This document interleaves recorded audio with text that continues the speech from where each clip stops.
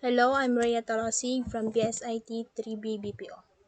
We are going to solve the two scenarios in CyberSedge. Let's open the CyberSedge.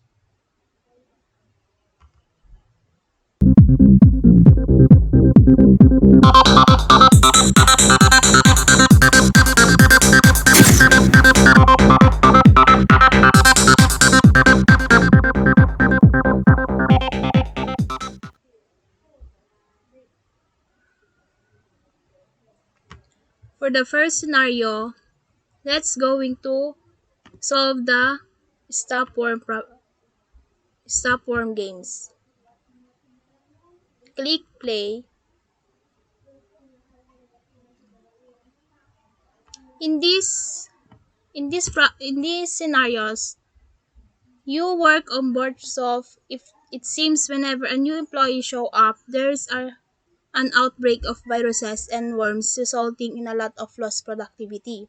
The boss put you in charge of preventing new employees from spreading email viruses and worms.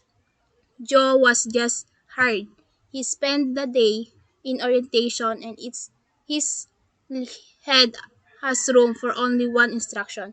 What one should he do or not do? Press OK. Si Joe ay isang Si Joe daw ay isang new hire sa isang company. Ang gagawin natin ay tuturuan natin siya na huwag i-spread yung viruses or worms sa network.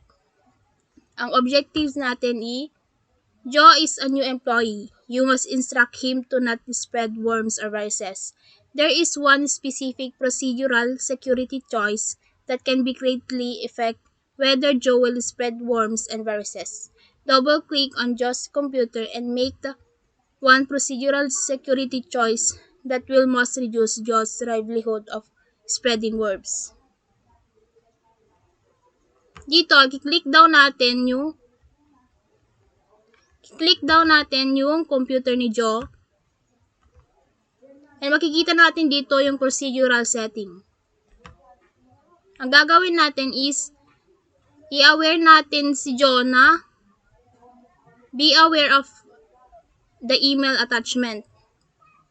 Then, titingnan natin kung ano ang lalabas nito.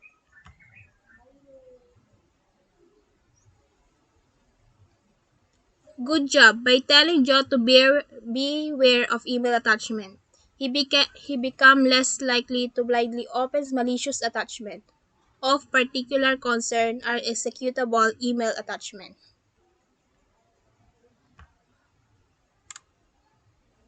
You completed the first phase and keep worms off the network. Now a brief quiz.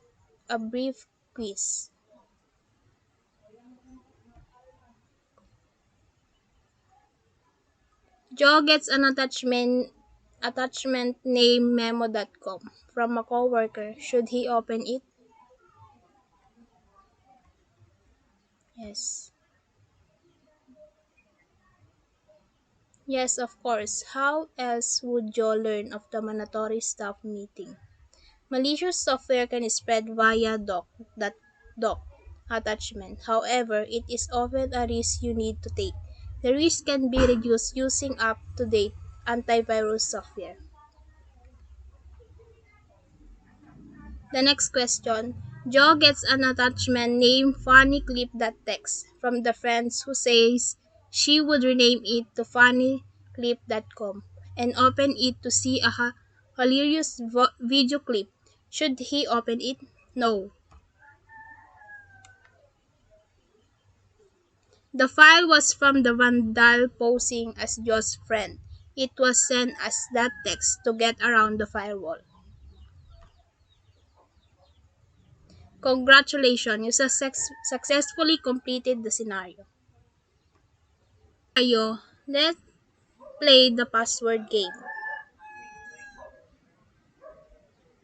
In this game, you have been put in charge of information management for Range Mingle Singles and online dating services.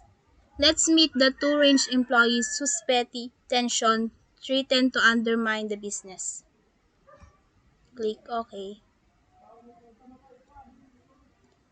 This is Henrik and this is Lucy. Let's start the game.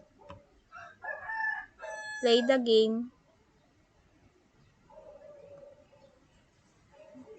In this scenario, si Henrik ay ina-attack niya ang computer ni Lucy.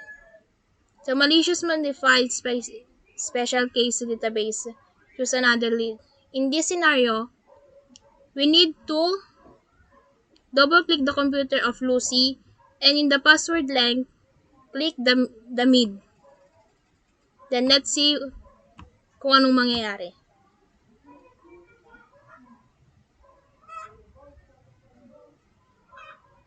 Access to Lucy computer was achieved because of no password was required. Ngayon, iti-train natin si Lucy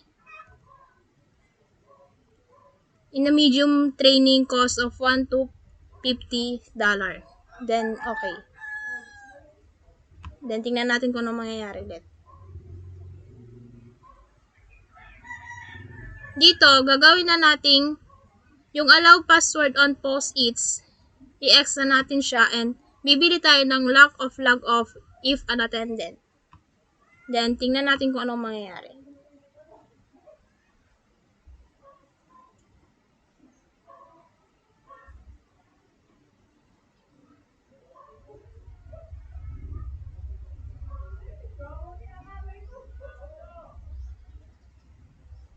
Then, Henrik can't log into Lucy's accounts. Then, congratulations! You have thwarted Henrik attacks on Lucy's account and sent him packing.